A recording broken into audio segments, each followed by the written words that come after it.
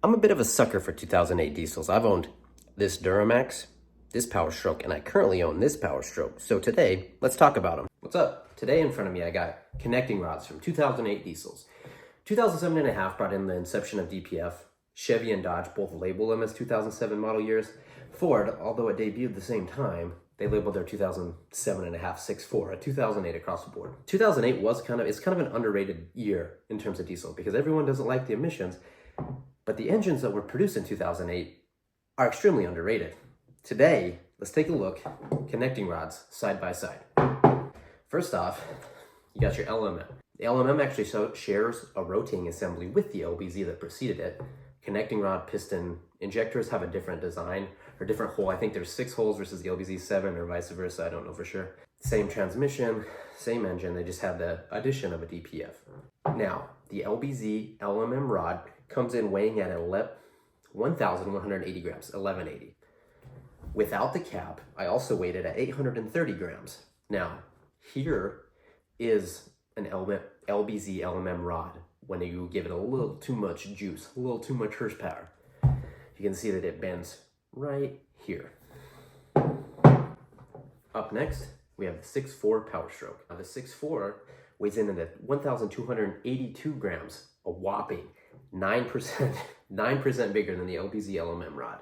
Without a cap, it weighs 907 grams, still keeping with that 9% bigger than the LMM rod, or 9% more material, I should say. You can see side by side that the 6.4 actually does have quite a bit more beef. Now, the interesting thing here is when a 6.4 rod goes, it actually bends right here across the skinny end.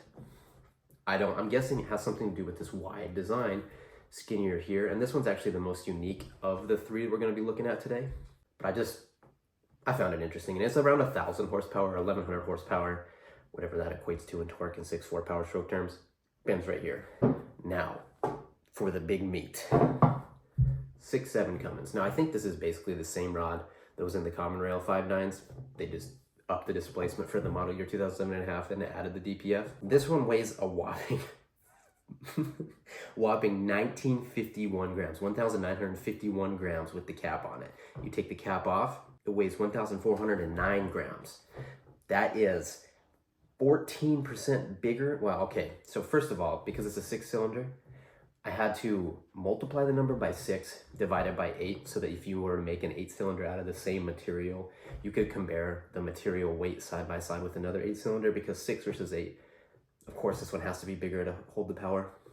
Just to try to make an equal platform, I did that math.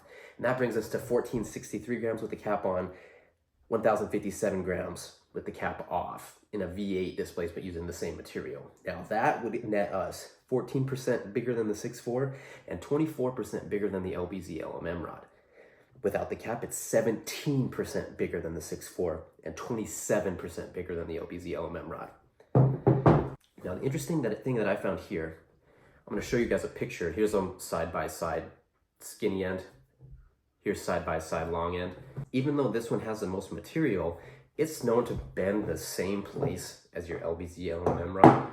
Under pressure, it bends right here, like this picture right here. Now, this one I think actually holds more, because I don't know for certain why this design would be superior, but it is. It holds more in an 8-cylinder deal. 8-cylinder thing, it holds more. It bent at 1,000, this bent at 900. I don't really understand how more material would be weaker, but actually I do. I don't know why I'm rambling a little bit. The 6.7 has a longer stroke, so under the same horsepower load, it's asked to hold more torque because it has more up and down movement, and I think that explains the bend. And also, even though it has more material, this design is going to always fail this way, but the way that this is spread out here with this sort of deal, it's always going to bend on the skinny end. Kind of interesting, kind of nonsense. One other thing that I found was interesting, wrist pin diameter. You can see the 6.7 and the 6.4 are pretty similar. But now when it comes to the LBZ LMM wrist pin, it is smaller than both. One thing too, I don't know why International decided against using, I guess it was Navistar, International didn't have any part of this. They didn't want their name on it, but they decided they didn't want the brass bushing in here, so it actually wears at a shittier rate. Don't know why they made that call, but they did. On the other side, you have where it connects to the crankshaft, the main size.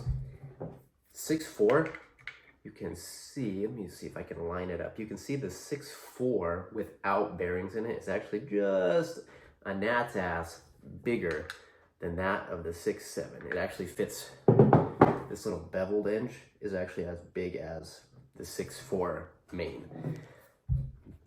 The LBZ LMM, however, is a lot smaller. Can you see that? And that's the 6.7. 6.4, it's also more smaller. So not only does it have the weakest rods, it also has the smallest crankshaft, which explains some of the failures that we see in the Duramax platform. Transmission-wise, you could get the 6.7, the G56, or the 68 RFE, the early one, 2008 you could. The 6.4 came with either the ZF6 S750 or the 5R110, both extremely stout transmissions, and honestly, in stock form, I would pick those as the best. And then the LBZ came with the Allison 1000 or the ZF6 S650, a weaker version of the ZF6 by a little bit.